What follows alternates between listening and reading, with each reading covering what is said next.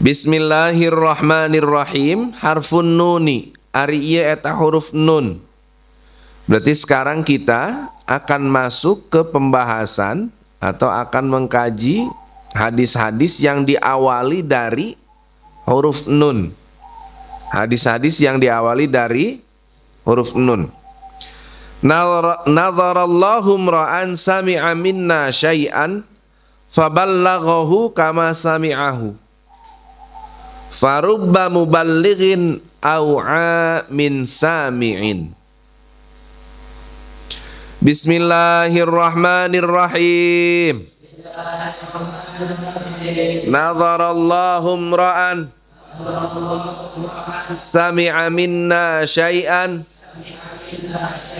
faballaghahu kama sami'ahu. Farubba muballighin au'a min sami'in. Mangga dibaca. Bismillah.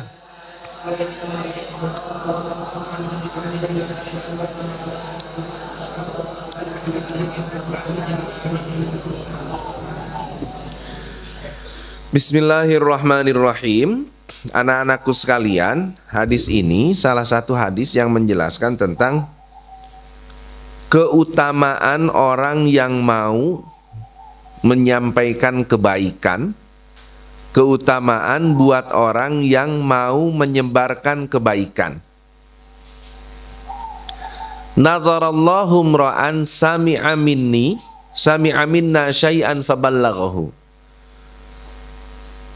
Allah akan memuliakan orang yang mendengar ilmu, mendengar hadis dari kanjeng Nabi, sami'a minna syai'an faballaghahu. Orang mendengar hadis, mendapatkan ilmu dari kanjeng Nabi, kemudian dia mau menyampaikan ke orang lain. Tapi menyampaikannya faballaghahu kama sami'ahu. Dia sampaikan sesuai dengan apa yang ia dengar dari kanjeng Nabi. Itu salah satu orang yang akan dimuliakan oleh Allah Ta'ala. Kenapa kok begitu? Bahkan di sini katakan farubba muballighin au amin sami'in.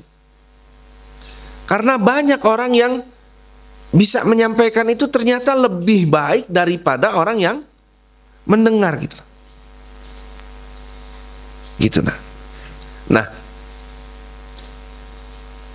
hal ini pun menjadi satu kesimpulan bagi kita bahwa yang namanya mengajak kebaikan, menyebarkan kebaikan, mengajarkan kebaikan, atau dakwah, mengajak orang untuk berbuat baik, mengajak orang untuk sama-sama menjadi baik, mengajak orang untuk lebih baik, nggak usah nunggu nanti udah tua, nggak usah nunggu nanti udah pinter. Tahu satu hal, tahu satu permasalahan, sampaikan.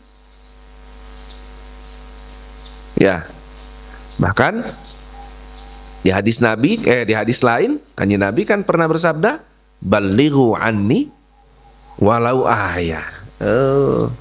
Sampaikan ilmu yang kau dapat dari aku walaupun baru tahu satu ayat. Walaupun baru tahu, baru bisa satu ayat. Cuman yang perlu kita perhatikan itu apanya? Selain memang isinya harus sesuai, jangan ditambahin, jangan dikurangin. Kecuali kalau dikasih contoh permasalahan, contohnya ditambahin nggak apa-apa. Ngan iya mah, misalnya dari kanjeng Nabi rukun Islam ada 5, iya ditambahin jadi 6. Nah itu kan ditambahin, ya. Nah cenah jadi genep, nya cenah ayeuna zaman ayeuna mah jadi genep rukun Islam teh. Naon wae? Syahadat, salat, terus zakat, puasa, terus naik haji. 6. Apa 6? Harus pakai pesawat. Karena kalau nggak pakai pesawat, nggak bakal nyampe ke sana.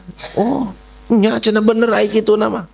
Jawab sama teman yang satu, oh enggak cuma 6, zaman sekarang itu 7 rukun Islam. Nah cina betujuh kudu balik deh imannya rek cicing terus di Arab jangan gitu. Nah jangan ditambah-tambahin, jangan dikurangin juga. Jangan gimana? Jangan dikurangin juga. Nah balik lagi nah, balighu anni walau ayah, sampaikan dariku walaupun sama, cuma baru satu ayat. Yang harus kita perhatikan tadi apa? Caranya. Selain isinya jangan dikurangin, jangan ditambahin. Yang sama-sama perlu dan penting kita sampaikan, apanya? Cara penyampaiannya. Yang penting kita perhatikan apanya? Sekali lagi nak, cara penyampaiannya. Kalian kalau lihat sejarah masuknya Islam ke Indonesia,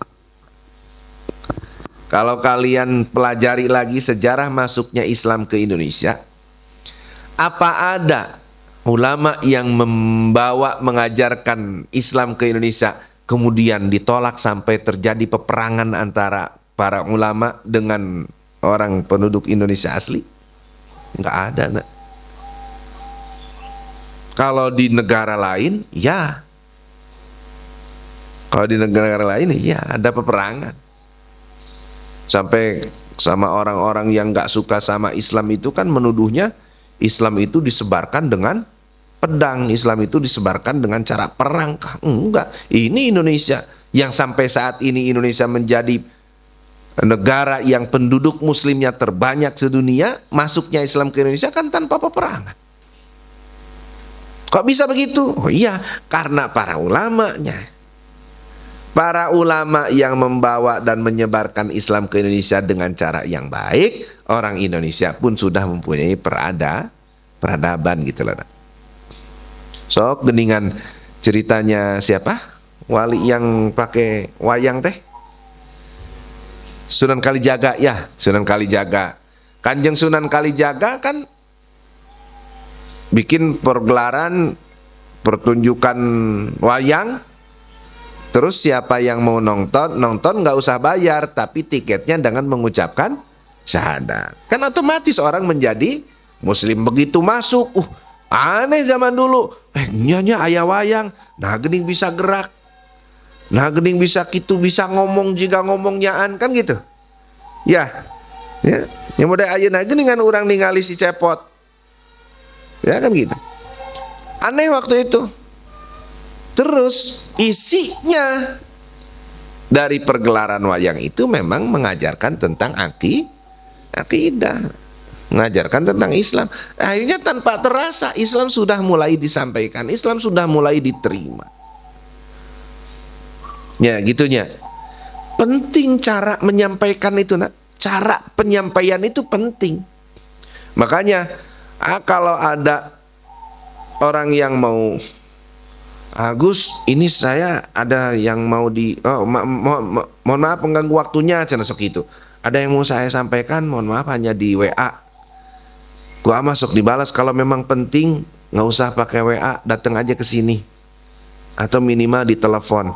Karena di WA mah orang mau sambil ngomong sambil senyum, sama orang ngomong sambil melotot sama tulisannya. Ya, ya nggak?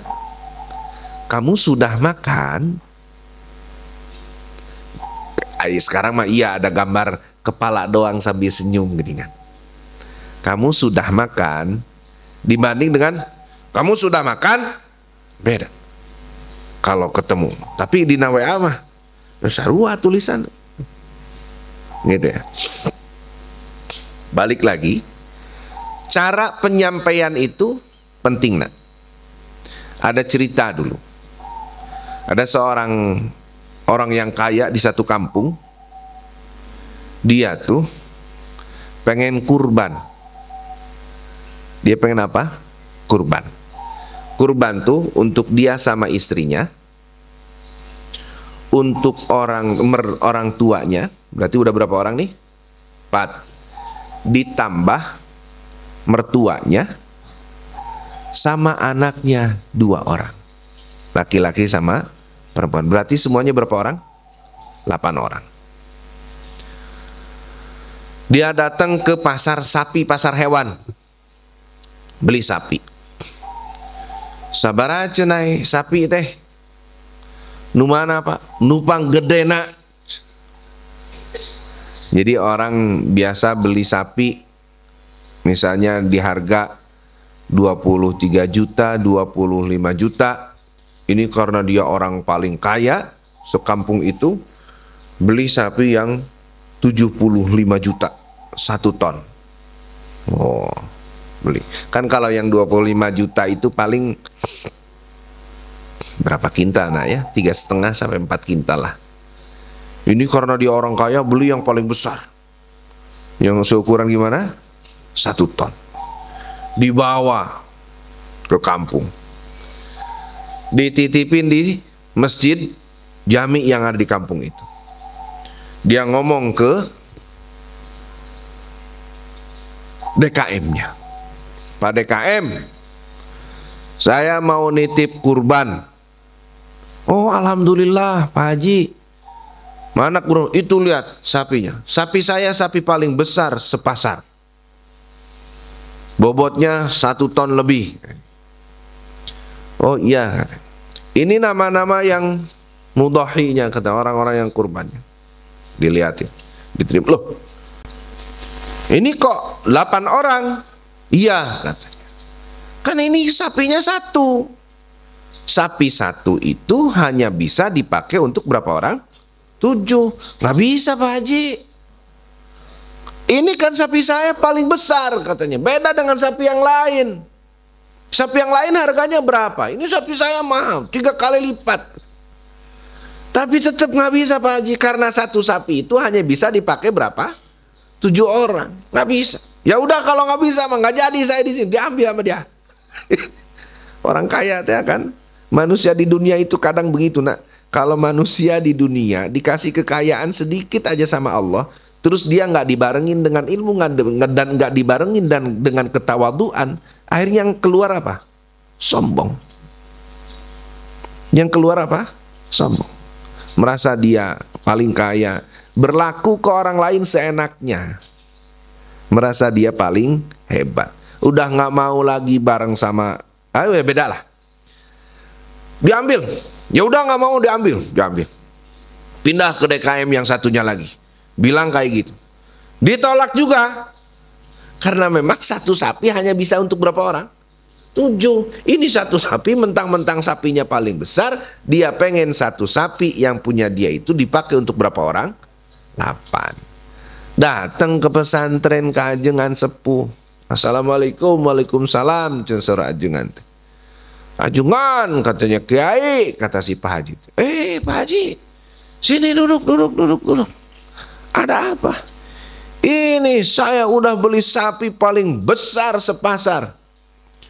Saya beli sapi paling mahal sepasar. Saya bilang kusana. Pada nggak mau katanya. Karena mereka tetap bilang bahwa 1 sapi hanya bisa dipakai untuk 7 orang. Ini kan sapi saya paling besar. Saya cuma nambahin buat 1 orang, masa nggak boleh kata. Ya gitulah.